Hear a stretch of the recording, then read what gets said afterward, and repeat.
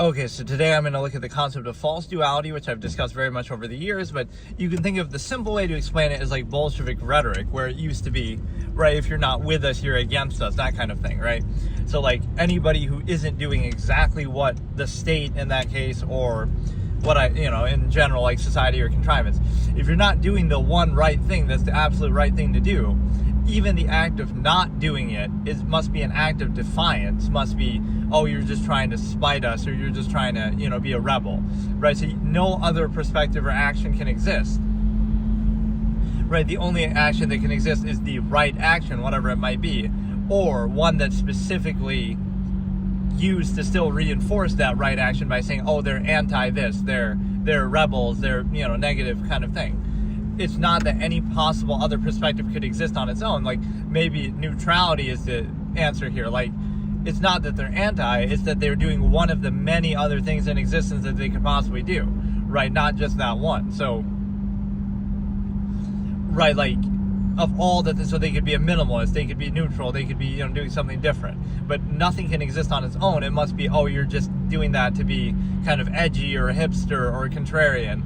Like, as if your choice of doing something has to be, permitted through that. You can't just simply decide on your own, this is what I want to do, right? It must be, oh, you're just doing it to be blank. You're just doing it for some reason. Nobody could possibly do anything on their own that isn't just this uniform, right, false, absolute, half-mass, non-choice reaction existence that you have. So,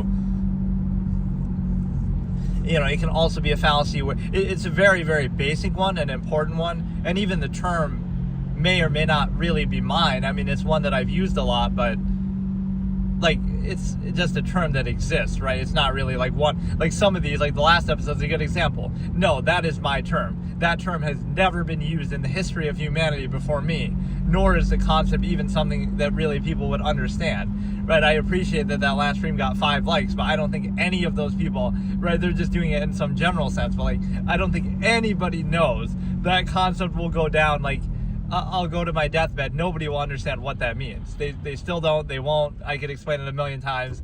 Maybe I don't even understand it myself as I'm saying it. Like, that concept is just something different. But specifically, that term is unique to me. Like most of these, the stimuli acme is my term, right? Limmer and siphons is my term. These are my terms that I made. Not that it matters really, but just to put a little stamp on it, like, these are things that I came up with in my old debate format that I've discussed for years, and like, and the term doesn't matter either, right? Don't specify the conflict, like I say, but whatever, just to make that clear. False duality is, again, just the idea that there's only two sides, that the world is black and white. So like, oh, if I criticize something about Trump, let's say in the last election, oh, you must be a Democrat, you must be Biden, or vice versa. If you criticize Democrats or Biden, you must be a Trump lover, right? It's this false duality. If you have to be on one side or the other, one extreme or the other. By being on one side, you're defined fully by it. You can't have any, deviation or like gradation within that. Like, like, okay, maybe you did vote for Trump, but you only did it because you want the Unity Party to come about and Tulsi Gabbard to run the next time as an independent. Like, there's no nuance. It must be, oh, uniform, just this. Or like vice versa. It must be like the whatever. Like, if you're on a side, you're defined fully by that side with no nuance and no gray area in between. Or if you're or you could also see it go the other way, like you're defined by the lowest common denominator of its members. Like, oh, that group had this one guy that did this bad thing, like any group of people could do, right? And oh, now you're defined by that. So don't define the part by the whole or the whole by the part, right, is one of my expressions. But also, it's just, again, if you're on a side, like, okay, you voted Democrat or you voted Republican or you voted Trump or you voted Biden, it's not that you just happen to do that, right? And then you could have your own reasons and nuance. Although it is kind of playing into a two-party state, so I'll give you that, right? Like, it's your fault for being a mindless sheep of one of the two instead of voting for an independent or whatever, right? That is kind of a problem. But, hey, Caden, how's it going? But the point is that that somehow made it messier by trying to clean my thing.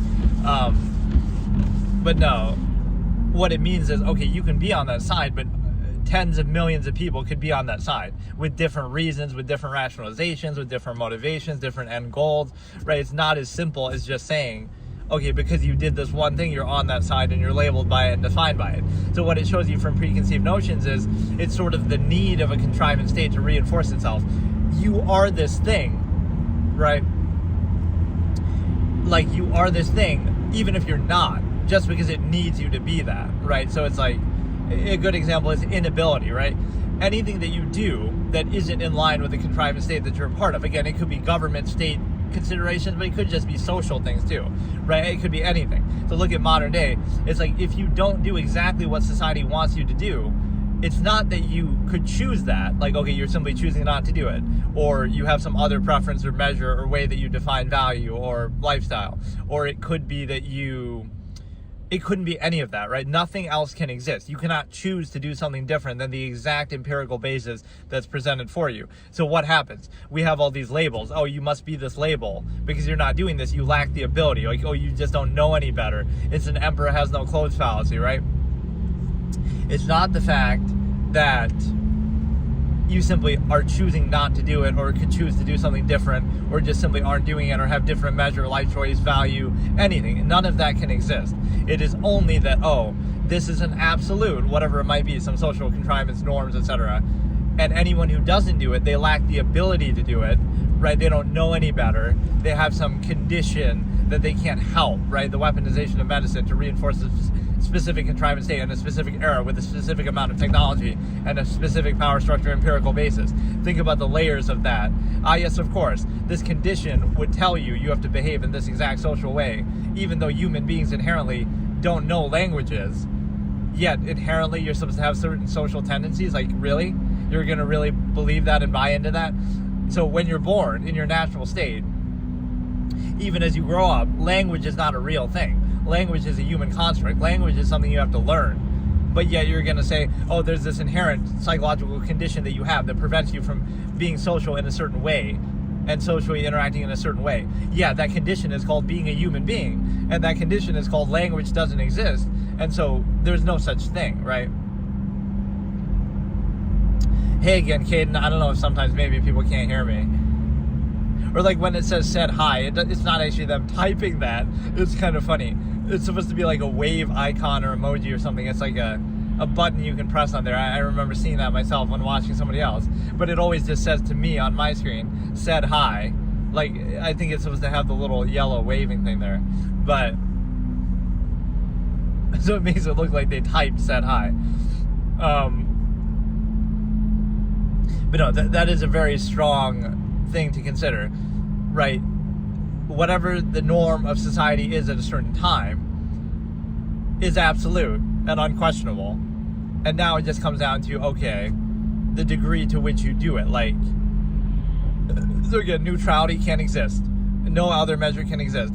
No other lifestyle preference choice can't exist. Free will doesn't exist. So anything else you do is just the inability to do that absolute. Not that it's not absolute. Not that you can have a different preference. Not that you can have a different measurement. Not that anything else can exist. Right? That's the point. And also,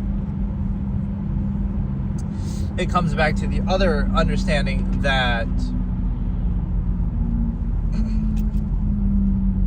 it's even used the other way too. Even the lack of you doing the exact thing that society contrivance wants you to do would be used to reinforce it and say, oh, they're just doing that to be anti. They're just doing this to be, they'll try to explain it away. They'll try to say, oh, it must be some condition, so they don't know any better. So the emperor has no clothes fallacy, like the anointed. Like, oh, it is absolute, which would mean then you wouldn't need all this contrivance to reinforce it. But it is absolute, but if you don't do it, it doesn't prove that it's not absolute. It just means that you just don't get it. Right, you just don't get it, and you're just incapable, or you have some lacking, right? So it's a similar basis to what belief systems do in like religion. Oh, it is absolute, God is real, but if you don't get it, that's your fault. You're just a heretic, you're just a non-believer. Well, the fact that you can do that shows you that it's not absolute, right? That if it was so absolute, it'd be like the need to breathe oxygen. You wouldn't have a choice, right? So it would be self-evident, but instead it's like, oh no, it's absolute, but anybody who doesn't believe is just discredited. Like, you know, it's your fault for not getting it. You don't understand it, not that it's not absolute, right? So you see a lot of like social engineering and kind of reinforcement, constant social contrivance that you need to uphold what is what is a false absolute state. So now the other thing to consider is the fact that, so we're looking at the layers. It's a very multifaceted term that can mean like different things, but that are all fallacies, right?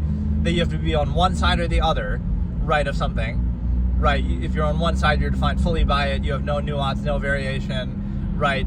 The fact that even if you're not really on that side, you'll be projected like you are, right? So society wants to put you on one side or the other. So if you are on that one side, like let's say you are, okay, a Democrat or Republican, you are on that side, but there's no nuance. You can't have any different opinion. You're just a hive mind. You're just a MAGA. You're just this, a libtard, right? So if you are on a side, you're defined fully by that side with no nuance. The other part of it could be you're not on one side or the other, right? There's plenty of gray area in between, but you'll be put on one of those two sides anyway, because that's the need of society to oversimplify everything in a contrivance state. So what that means is, I feel like we were having a conversation about animals in a room right now. Animals. But no, it's like, yeah, those animals are human beings. But, no, it's like the other meaning of false duality is the fact that, again, either you are on one side or the other, and you're fully defined by it, or even if you're not on that side, you'll be projected like you are on that side. Right, just to be labeled and lumped in with people, even if you're, again, labels have less use for you, right? Typically, the individual doesn't have any reason to label something like, oh yeah, I'm on this side and label me, and I'm, maybe you feel like a sense of unity in a group or some belonging and stuff like that. But the reality is that it's more so just a cudgel to kind of discredit a mass of people and put them in a group, right, and take away their individuality. So it's more a use of a contrivance state and a power structure as a tool. And then the other meaning that I was getting to is, again, the false duality, the sort of the Bolshevik rhetoric aspect of it that could be framed as anybody who doesn't do that exact thing is doing it, again, either in defiance of this absolute, which kind of shows you it's not absolute, but, it can only be done in defiance. Nobody could possibly do anything else on their own. Or again, they lack the ability to do it. They just don't know any better. They have a psychological condition, or they are just somehow bad and discredited and label them. So there is an absolute, but anybody who doesn't do it doesn't prove it's not absolute. It just is an attack on them. And then, right, so again, Bolshevik rhetoric. There's also another use of it. I feel like one of the times I used it best was explaining the gender fluidity and the gender, modern trans movement, right? That exposes false duality very well, because if you look at it, even people who are trans, this is kind of a very nuanced level to look at it, even people who are trans are falling for the false duality of gender roles in society, right? You might think you're defying it or going against it, or again, even that false duality of defiance, but you may think you're freeing yourself of it, but you're actually still trapped by it. So for example, in this hypothetical context, right, society has these rigid gender roles that have nothing to do with biology, that are overextended and preconceived to try to control people. Like, oh, you have to dress a certain way, you have to act a certain way, you have to have certain hobbies. None of those things have to do with biology, right? Biology would be, okay, you have these body parts, you can reproduce or be the one who impregnates somebody. That would be it. That would be it. Certain physical advantages, sure. But everything beyond that, like colors. Oh, at one point, the color blue was associated with girls and the color pink was associated with boys. Like, there's no inherent relation to any of those things, right? A color is just a color, right? Why are we going to restrict or label those things? There's nothing, right? That has nothing to do with biology. So the point is that this is a great example. I had this discussion in the past before. So it's like the fact that those things are not tied to gender. So what happens? Society has these rigid gender roles. Yay, new people. Yeah, that happens every once in a while. It's interesting how the YouTube algorithm works. It'll just randomly dump like together at once, right? I really don't get it, but it's definitely much better than Twitch in that regard. That Twitch would never do that, which you could say maybe that's better as like a constant thing, but YouTube will give you these little algorithmic bumps for whatever reason. And it seems to only happen on these streams when I'm streaming on my phone. When I'm streaming on YouTube on my other thing, on my computer, then it wasn't doing it. So I don't know how that works. But yeah, the point is that, again, the trans example, that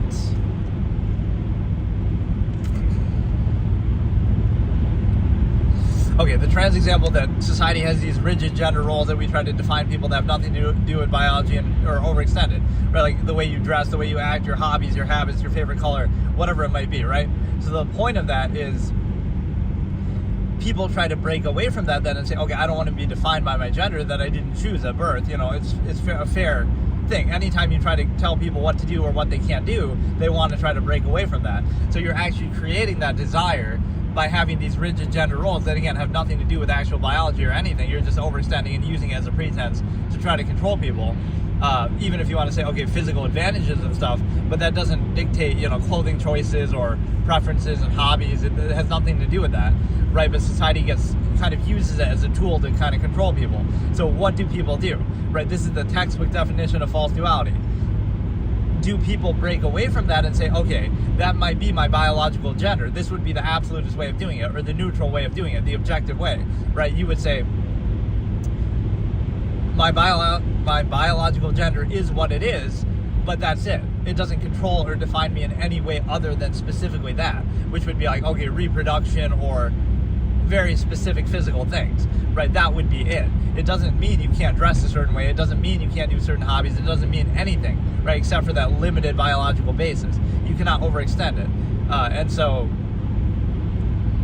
But what do people actually do? They fall into the trap of false duality. Society has these rigid gender roles and definitions, right? So what do people do? To try to break free of it, they still play into it. So they say, oh, I want to dress a certain way, like wear high heels or lipstick or nail polish or whatever it might be, right? Again, things that anybody can do and has nothing to do with biology. Just because society likes to sexualize women, and so therefore we think that's okay to focus on looks more with that. Like, no, anybody can do that.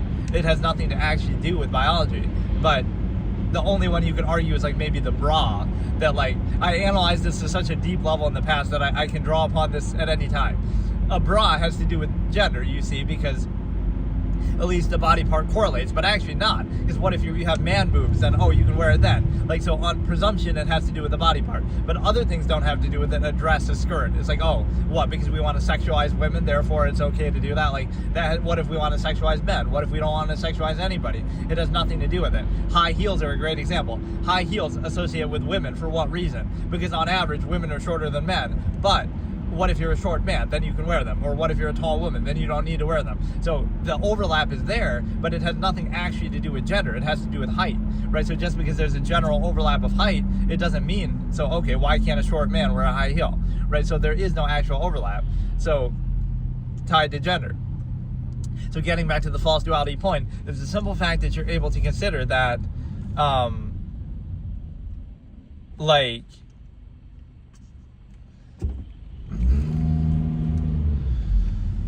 is the simple fact that you're able to consider that people try to break away from that false duality and the preconceived notions around gender by doing what? Oh, you're a biological male and you want to wear lipstick or nail polish or high heels. So you say, it's not that you're capable of doing that. Objectively, you physically are capable of doing that, and it has nothing to do with gender. You would say, oh no, I'm going to become a trans, you're going to identify now as a trans, as a female, basically, effectively, in order to have society's permission from its unqualified empirical basis that we've already established, that those things aren't actually rooted in anything, right? So now you have to identify as a female. Okay, you're a trans female, right? Or whatever, trans male who is identifying as female.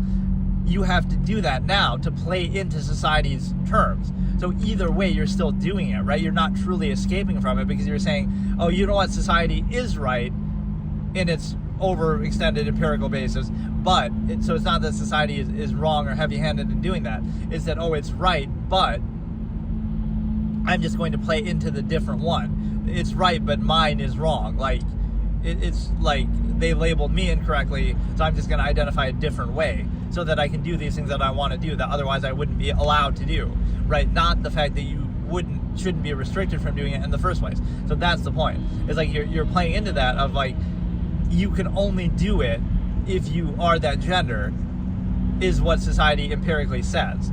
So instead of realizing, oh no, anybody can just do it, so it doesn't matter what your gender is, that's the objective reality. No, you would say, oh no, you know what, society is right, but I'm just going to change my gender now to acquiesce to it and get permission to be able to do that.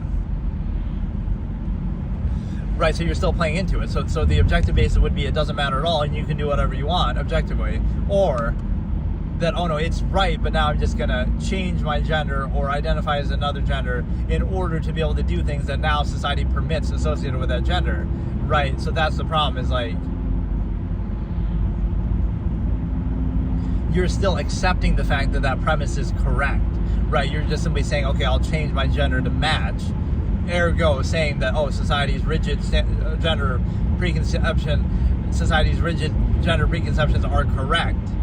Right, it's just that, oh, you're going to change yours now to have permission and being able to do certain things, right? Not that the two aren't tied together. So you're kind of missing the point of what the original conflict is that, oh, you're being defined by something that you didn't choose and you can't control, right? You're being defined by it. So you're still being defined by it all the more. You're just simply saying that, oh, I'm going to be defined by it in the way that I want. Like, I'm going to choose, okay, now I'll be defined by it. So, like, even, see, this is the trap.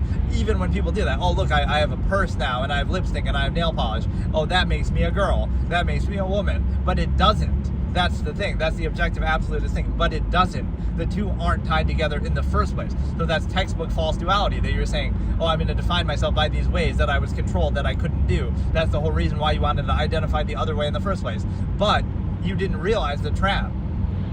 The trap is that those things are not related to gender in the first place. So again, that is the most amazing way to demonstrate actually false duality ever. And again, I had this conversation in the past, because you're falling into the trap of what you would have been controlled by and what you couldn't have done before. But the point is, those things are not actually linked to it in the first place, linked to gender in the first place, right? So just because society says that or creates a construct from it. So the interesting thing is that, right, you're still playing into it by trying to break free of it. You're saying, oh, I'm going to break free of my particular biological gender, let's say, in order to do things that I am not allowed to do, that society stigmatizes and says I can't do without it, because of it, right? So then, oh, I'm going to change my gender. So look, I'm free of my male gender stereotypes, let's say, or whatever, because I'm identifying a different way. But now you're like, oh, look at all these things I'm doing now. Oh, I'm free to do certain things, wear a purse or behave a certain way or lipstick or nail polish. Like, why am I free to do that? Oh, because now I identified as a female. So now, therefore, I can do it because now society permits me to do it. Right, but you're still playing into it that, oh, those gender definitions are correct. It's just that now you're adequately controlled by it and you're seeking permission from the other side. You're saying that, okay, now I changed that to get permission to do it. So again, whereas the objective reality in the absolutist terms would be anybody can do anything and gender doesn't matter. And now the only things that it would impact is reproduction. That's objectively, related to biology. It would affect, height on average, which doesn't really matter, but it would affect, certain physical advantages or capabilities like we see in sports. But those things are self-evident. Everything else, like hobbies and habits and social norms and clothing and superficial things, right? Lipstick, nail polish, earrings. What do they have to do? Like, I would put it to the test. Let's put it to the challenge. Anybody who wishes to debate me on that, go ahead and, you can tell me. What about lipstick has to do with being a female? What about nail polish has to do with being male or female? What about earrings or jewelry has to do with being male or female? What about, high heels has to do with being male or female? That at least has some vague basis of height, but again, height is not gender specific. It might be a general overlap, but it's like, anybody can be short, anybody can be tall, right? So that's not a male or female thing, even if it's on average true, right? So what does clothing choices, anything else, what does it have to do with it?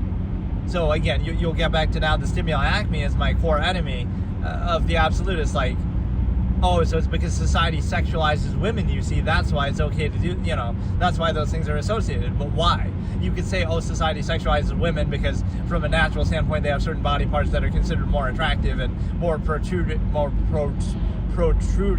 and so forth. But it doesn't matter, because it's like, so because society chooses to sexualize women, we're going to say that they can do certain things and men can't do them, right?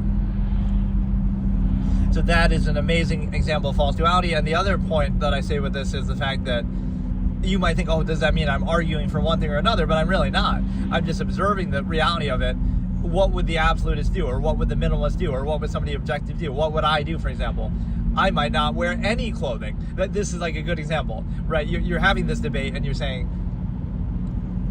oh, only women can wear dresses and high heels, men can't wear them. And then somebody else would say, oh no, but this man wants to identify as a female so they can wear them. So what would I do in between? Oh, I might wear nothing.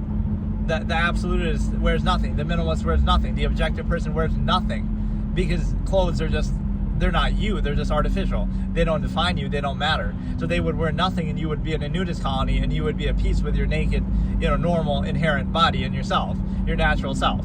So that would be the point. It's not a question of that, right? You're still caught in the false duality of, oh, you have to be a certain gender to wear a certain thing, or you can't wear a certain thing if you're a certain gender, or you're trying to fight with those things instead of realizing like none of those things actually matter. None of those things are tied to it. Anybody can wear anything. So now it's like objectively. So now, right, you're not arguing for that point. You're saying just be free of these things, and then the absolute is okay. Just wear nothing. Be free of it. Wear something very bland and functional that doesn't matter, or don't wear anything at all and be part of a nudist colony, or be like that. So now you're free of these stereotypes and you're at peace with your inherent natural self, instead of hiding behind it, or getting caught in the trap of you want to do something that society doesn't allow, so you have to play into society's standards to be able to get permission. Basically the fallacy of permission, that you need society's permission to do something that you're capable of doing that isn't necessarily hurting anybody. So that will be my consistent enemy, no matter what topic I'm discussing, is the stimuli acme, is that that's the darker interpretation. Why are certain things associated with women, right, that only they can do it? Oh, because society wants to sexualize women. That's all it is. So because society is sex obsessed and it wants to sexualize women, it's therefore okay to have certain clothing choices associated with them and not with men. So is that really the basis you want to use? And it's especially disturbing with younger people, with young girls growing up, they're wearing certain types of clothes or whatever. That might not even be revealing at that point, but it's like that style of clothing is associated with women. Why? Because, women are sexualized. Are you serious? Wearing makeup or wearing, why is that? So if we were free of the stimuli acme, that wouldn't be the case. We wouldn't do it anymore then, right? Anybody can wear makeup. It makes you look a certain way. So if you want to look that way, it doesn't matter. That's why it's not tied to it. So this is like the whole, you sometimes see this with certain people, like even Charlie Kirk, rest in peace, or these kind of conservative commentators will sometimes say that, gender is biology, biological gender, right? That's true, right? That is a real thing. But what does it encompass? It encompasses only a few things, only reproductive capabilities, only certain physical attributes, and that's it. It doesn't say that you can't, where in nature, where in biological nature does it say you can wear certain jewelry or clothing or nail polish? First of all, those things aren't even naturally occurring. Those are constructs of society anyway. A caveman is born in the wild, and it's you can't wear nail polish because you're a man. It's there is no nail polish. You'd have to make it yourself. You'd have to invent it. What do you mean? So that shows you how artificial it is. Oh, you can't wear high heels. What fucking high heels? You're in your bare feet because you're out in the jungle. This is where we lose track of reality. It's you're talking about biological gender, but where does biological gender in nature say that, right? What you can and can't do in terms of human-made artificial constructs like clothing. There's no such standard that exists. So that's when you're telling a lie and you're kind of feeding into some societal stereotype that is loaded, right? Again, it wants to sexualize women. It's very sex obsessed. So that's what you understand, that we fixate on appearances that way. So it's actually kind of funny to look at that. You're turning that argument on its head and saying, biological gender. But this is why, I need to be up there with these people, clowning them, because it's you think you're making a point, look how they dunked on you, biological gender. Wow, you're a biological male dressing as a female. But how do you define dressing as a female? Oh, wait, you can't, because there's no such thing as dressing as a female. There's no such thing as dressing as a male. Human beings don't have clothing. They're not born with clothes, right? And the clothes that you choose to wear as part of an indoctrinated society have nothing to do with the gender that you are, right? You want to talk about bras because of the functional basis? Okay, talk about it, right? Just the fact that, okay, it covers a certain body part. but sometimes men have man boobs, or sometimes women are flat chested. So again, that's a variable factor. Or again, height for high heels, that can go either way. Like, men can be short, women can be tall. So you see that there's no actual functional overlap that goes on there. So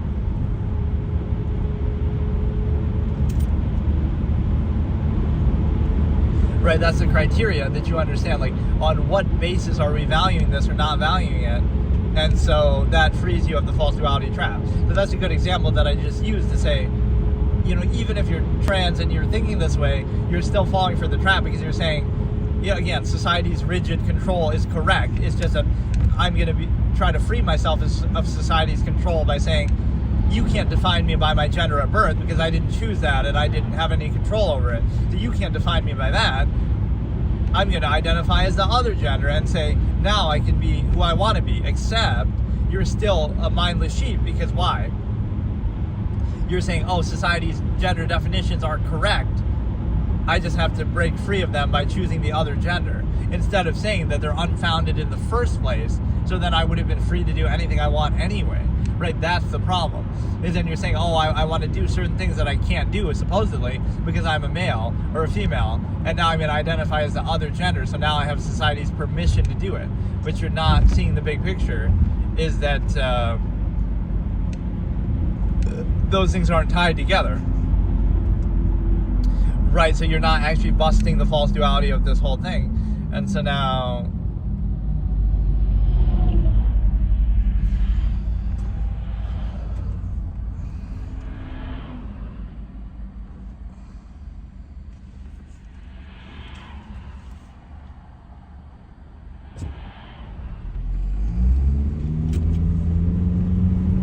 right, you're not really breaking the false duality. Let me try to, I've said it a couple times, and I'm trying to explain it in a very specific way that can be more clearly understood. It's just like you're trying to break free of something you didn't choose at birth, right? Your gender, which is understandable. Whenever you tell people they can't do something, right, they want to do it. But you're breaking free of it not by saying that the gender stereotypes you were given associated with the gender that you didn't choose are wrong. Like, oh, you have to do this because you're a man, or you can't do this because you're a woman, right? You're not saying that those things are incorrect. You're saying, oh, you're right.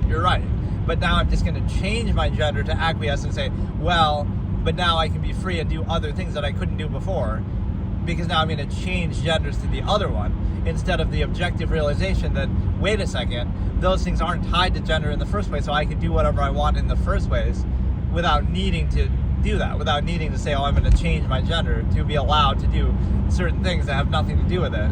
Right, even though we're indoctrinated to associate that. If you look at certain parts of history, right, there are parts of history where men wore heels, or men wore wigs, or wore jewelry, or where women would be associated with certain colors like blue, or like it's not a real thing. It's a social construct.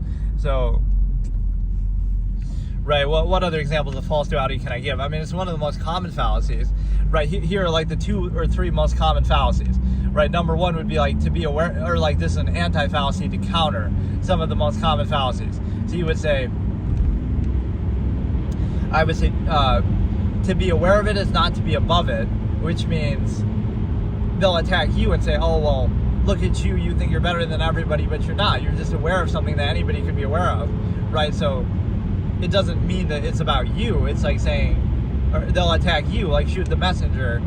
Right, you're aware of a flaw in a process or some contradiction. That doesn't mean that you're above it or better than it, or it's about you. It's just you can be aware of that. So otherwise, you could never criticize or observe anything ever, unless you were perfect. But then that casts doubt on the person who did set it up. Like, oh, you can't question the government or society because you're flawed and imperfect too, and you're created by it, or rely on it, or subject to it. The problem with that is what? The fact that, well, some flawed, imperfect person like you is the one who set up that society in the first place, or so they don't have credibility to establish that on an empirical basis.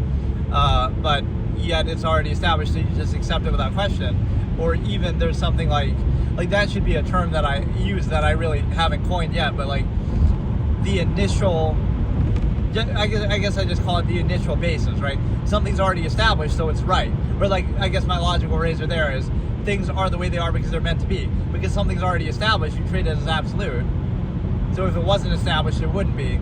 Or if something else was established, that would be instead, right? There is no actual criteria. You're not questioning it. You're questioning it off everything else off the basis of it. Like, you need a reason not to acquiesce to it, not that you need a reason to qualify it in the first place.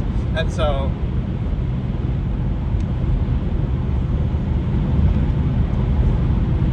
again, to be aware of it is not to be above it. Anybody can objectively just consider something, right? It's not about them. It's not about the person. Also, don't specify the conflict. You make it about one example, not the larger process behind it. Like, oh, this one person did this one thing, and that's the issue. No, it could be a symptom of a larger disease, a larger process, a bigger picture, right? It's not, don't just focus on the initial specific example. And then the other one is the fact that,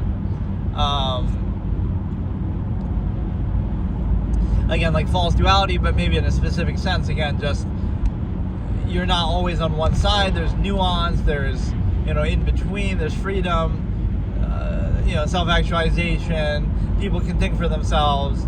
So it doesn't mean that, right, that you always have to be on one side or the other, that the world isn't just black and white. There's many nuances in between that you can choose for various reasons. Because you are on one side doesn't mean that you're fully defined by it. You can still have your own variation within that side, right? These labels are oversimplifying. And then you also have kind of the Bolshevik rhetoric, like where anything that exists that isn't this exact absolute thing has to exist only in defiance of it, or only, like, people don't know any better, the emperor has no clothes fallacy, right? Like that. Like, it is absolute, you just don't get it. Now that it isn't absolute, you can choose something else or do something different. And then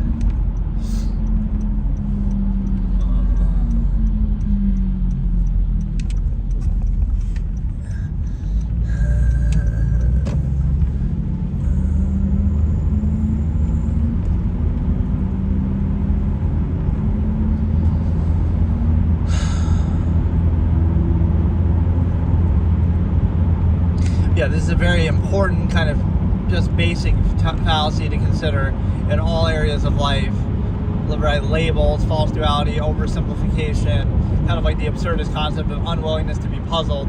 You want to just oversimplify everything. That doesn't mean that what you're seeing is actually true, right? It just means that you don't want to think about it. Like, right, your perspective isn't reality or truth. It's just an impure, biased, incentivized, narrow, myopic perspective based on your own ignorance, like ignorance, insistence. You kind of define the world by your own myopic view, and also by what you need to see, right? So your worldview is kind of incentivized, like that's the way you need to see it to be at peace with your own contrivance state, not the way it actually is. So in this sense, people are not very credible. This has to go in my stigma effect episode where, like, we're looking at human credibility. Right, you're only seeing it that way because you have to, because of the state that you're in, right? And it reinforces it, or it's somehow incentivized, not because it's actually true or valid, or it'll be like a myopic selective framing. Even if it is something that's sort of true, it'll be kind of cut out and limited in the sense that, like, you'll cut reality down to just your own little myopic fragment. So that's why it's so easy to control people. You just present yourself a certain way, and then, oh, they accept it like that. They kind of go off of that.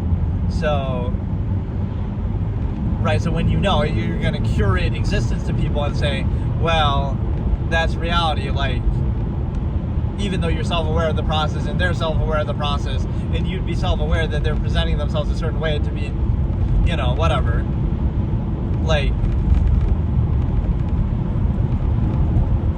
they're presenting themselves a certain way because they want to be perceived a certain way. So that doesn't make it reality, but you take it a reality at face value, even though you can be aware of the larger process that, oh, behind closed doors, they'll be completely different. So, like, that's not true, but you just, like, you respect the effort that somebody goes in to present themselves that way, but that shouldn't be necessary. Nor is it, like, an accurate portrayal of reality. So it's like, appearances only matter as much as you acknowledge them. So, like, and there's even, like, this bypassing cognitive dissonance thing there too, like, oh, you don't want to be aware that somebody's doing that, but they are doing it. Like, they're presenting themselves a certain way, but oh no, they have to simultaneously present themselves a certain way that you would react to positively, but which nobody naturally is that way, right? It's all trained behaviors, all societal contrivance, but you also want them to do it in a way that seems natural, like, oh, they're not trying to do it, even though they are trying to do it, because everybody's always, actively putting on a front in society. That's just the nature of it. But getting back to the original point, is like the best example of some of these labels and terms to try to discredit people is like your lack of ability, right? It might be necessary to maintain the contrivance state, but who says that contrivance state is necessary or absolute? So like language is a good example. Like, oh, you have this psychological condition, right, that involves some social interaction. But guess what? That's not a real thing. That's not a real human thing. Why? Because, what if you never learned a language? What if you're in the jungle, you were born in nature, you're a caveman, you're a Neanderthal, you have other ways of communicating somewhat with noises and stuff, but like, if you did that today, then that's some psychological condition that's apparently, that makes you somehow less human, or that somehow defines you, like some inability that you have. It's not an inability that you have, because it's not a real thing. There's nothing in human existence that says, human beings have to learn a language that they made up themselves, that has all the flaws and limitations of that era and whatever, right? They have to learn a certain language, and then, once they learn that language, they have to act a certain way within that language and use that language in certain ways. And if not, they have the psychological condition that, so every caveman had that condition. Everybody before language existed has that condition. Everybody who, it makes no sense. There's no such thing as that, right? It's completely made up, because language is a construct. Social norms are a construct. That doesn't mean you can't do them or they can't have their own value. But again, this is the weaponization of medicine, almost like the modern witch hunt. Like, if you don't behave in exactly the way the society wants you to or whatever, then you're going to be labeled a certain way. But that's not a real thing. And so now, I'd love to hear somebody try to explain that. Like, what is it that you're actually talking about? So it requires, right, like inherent psychological conditions wouldn't have a prerequisite. You have to be born in modern society. You have to be indoctrinated. You have to be taught in a language. You have to be taught and conditioned into social norms of that particular era that vary from era to era. That in one era it might be, you would behave completely differently in one era versus another. But now you have to acquiesce to it. And if you don't, then you have some psychological condition. That is a lie. That is a bold-faced lie, because there's no such thing as that.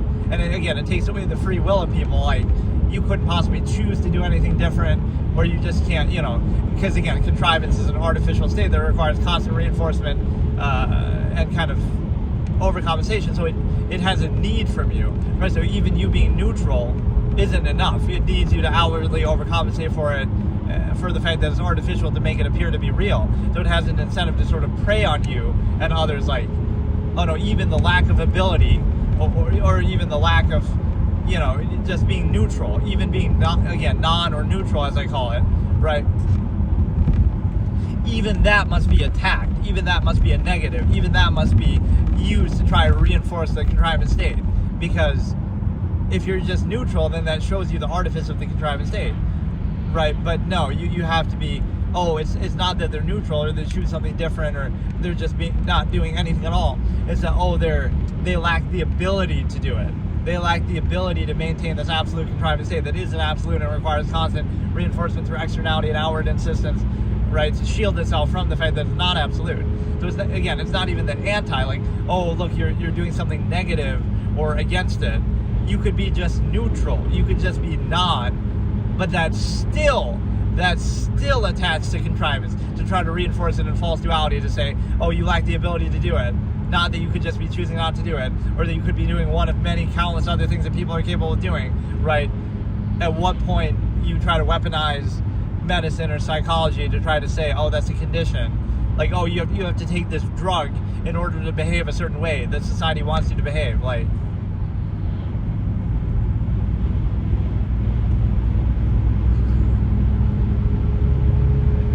right, so this uniformity, yes, this is a normal state of human beings to be in, but all it requires is for you to be born in a specific society, be indoctrinated for years before you can critically think for yourself, use drugs,